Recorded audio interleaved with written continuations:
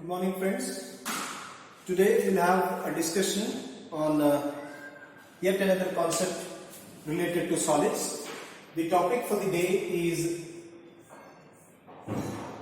non-stoichiometric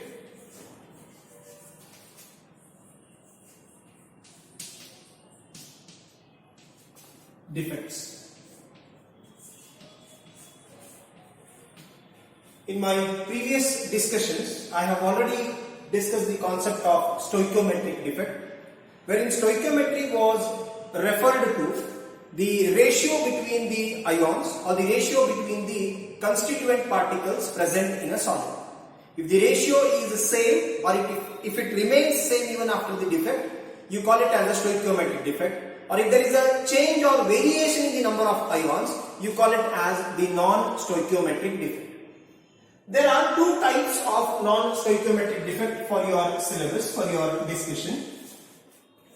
The first one being metal excess defect. Metal excess defect. So in a metal excess defect, the name itself will give you an idea. There will be an excess quantity, more quantity of metal compared to the anion. Cation will be more compared to that of the anion. So metal excess defect, it is of two types, or it has been formed or obtained by two mechanisms. The first one being metal excess defect due to anionic vacancy. Metal excess defect due to anionic vacancy. And the second category is metal excess defect due to cationic excess. Due to cationic excess. So let us have a discussion on the metal excess defect due to anionic vacancy first, and that will be followed by metal excess defect due to cationic excess. So what is this metal excess defect due to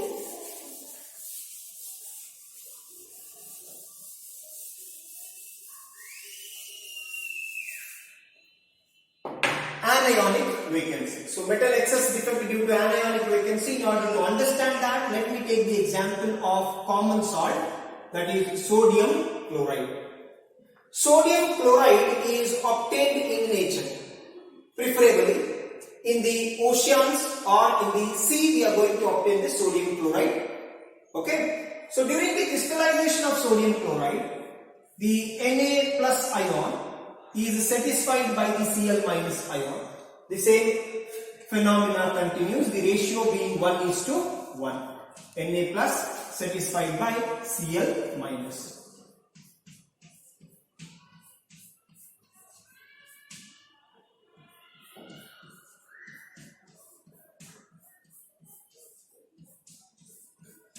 Now before I explain you the metal excess defect due to anionic vacancy, let me give you some idea about the sodium chloride. ಯಾಕಂದ್ರೆ CET ದಲ್ಲಿ sodium chloride ಮೇಲೆ questions ಬರ್ತದೆ, but ನಿಮ್ಮ text book ಅಲ್ಲಿ ಎಲ್ಲೂ types of ionic crystals ಅನ್ನ describe ಮಾಡಿಲ್ಲ. Okay, there is one type of an ionic crystal which is called as NaCl type. ಹಾಗಾದ್ರೆ ಏನು? The NaCl, sodium chloride, is basically an FCC formed by the Cl minus ion. FCC formed by the Cl minus ion, and the Na plus ions are present in the octahedral voids. Where are these Na plus ions present? In the octahedral voids. I hope I am clear. Okay, now during the formation of NaCl, or when the NaCl crystal is being formed, there is a possibility that at the surface of the NaCl crystal, some of the sodium metal atoms, remember, sodium metal atoms, not ions, are adsorbed. They are adsorbed. They get adhered or attached onto the surface. When some sunlight falls on this sodium metal, it undergoes an excitation, it undergoes an ionization, and gets converted into Na plus ion, liberating one electron. Preferably, the intensity of sunlight or wavelength of sunlight is observed to be 580 nanometer. If the sunlight of the radiation 580 nanometer falls on the sodium metal, it gets converted into Na plus ion, liberating an electron. We all know that a crystal is stable if it is electrically neutral. Now, once there is a formation of Na plus ion, the electrical neutrality is lost. In order to maintain the electrical neutrality, in order to maintain the stability of the crystal, the chloride ion from the bulk at inside, chloride ion from the bulk, it will travel to the surface. When the chloride ion from the bulk travel to the surface, it creates a vacancy at the anionic site, negative ionic site, and it will rather satisfy the Na plus ion at the surface. So this is called as anionic vacancy.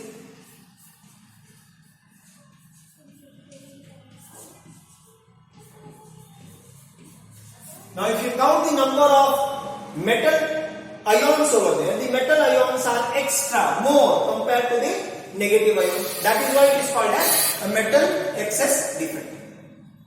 Right? Now what happens to this anionic vacancy? The electron which is being formed at the surface, now it will percolate inside, move inside the crystal and occupies the anionic site.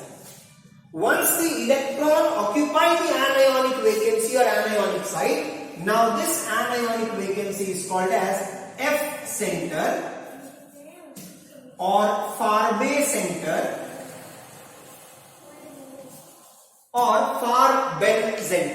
or Farben center. So this F center or Faraday center is the reason why the most of the salts are colored. Alkali metal salts impart color. They give a flame test. Sodium giving you golden yellow color, potassium giving you violet color, salts of lithium giving you crimson red color, salts of strontium giving you crimson red color. All these colored into flame test is because of the presence of F center. Now this kind of phenomena, it is called as metal excess defect due to anionic vacancy. Metal excess defect due to anionic vacancy. If you have any kind of a doubt in this, you can comment in my video section, comment section. I'll definitely respond to those doubts and comments over there. Please remember, subscribe my channel. Now, coming down to the next one, that is metal excess defect due to cationic excess.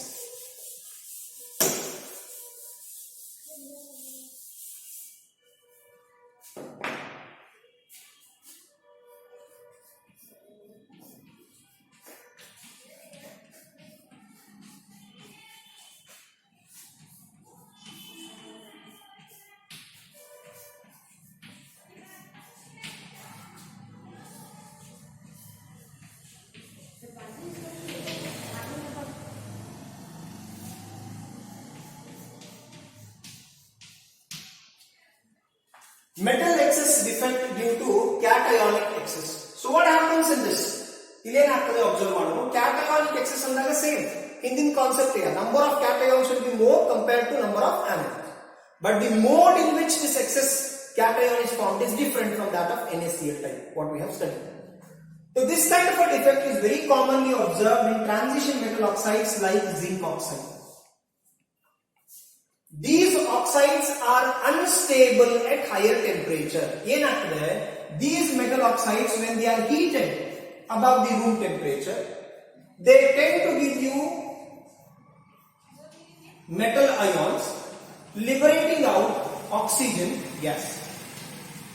Basically, this happens at the surface. This phenomena occurs at the surface. So if I have to show a representation, a zinc oxide can be represented as Zn plus 2 satisfied by the oxide O minus 2. Zn plus 2 satisfies the oxide O minus 2. The same pattern continues.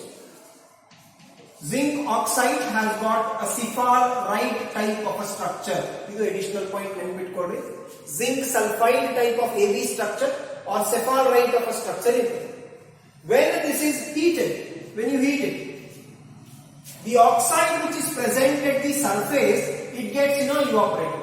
moves out in the form of oxygen gas, creating a system where there is Zn plus 2, oxygen being liberated into the atmosphere. So we have got again a Zn plus 2. Just for representation, I am showing you an oxide. Then there is an oxide, Zn plus 2, an oxide and Zn plus 2. So if you observe over here, there is an excess cation present because the anion has escaped out in the form of a gas. So this defect is called as metal excess defect due to cationic excess. Metal excess defect due to cationic excess. I hope I am clear with this. Yes, again, any doubt, you are free to ask the question in the comment section. Right. Coming to the next part of this non-stoichiometric defect. The last category or the last type of non-stoichiometric defect is metal deficient defect. Metal deficient defect.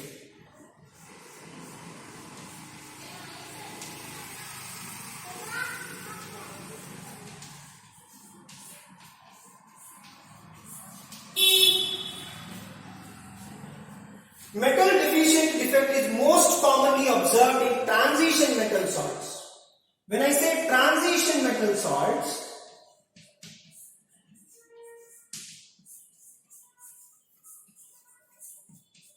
you should have some idea about the transition metals. One of the basic character of the transition metals is they have got variable oxidation states. That means they have got multiple oxidation states. They keep on changing their oxidation state. For example, the most common example what you can come across, iron, you can have a +2 state as well as +3. Definitely there is +4, +5 also, but the most stable being +2 and +3. So a single element having multiple oxidation state is called as variable oxidation state. And a metal deficient defect is common in all those transition metal salts which can exhibit variable oxidation state. Let me take an example.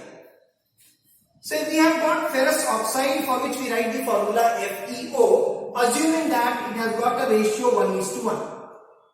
ಸ್ವಲ್ಪ search ಮಾಡಿ higher category of books ಅನ್ನು ಅಥವಾ detailed analysis ಮಾಡಿದಾಗ you see that the formula of iron oxide is Fe 0.9801, indicating that 98% ferrous idre 100% oxide ide. That means there is a deficiency of iron. Why there is a deficiency of iron adna ತೋರಿಸಲಿಕ್ಕೆ let us again have a diagrammatic understanding.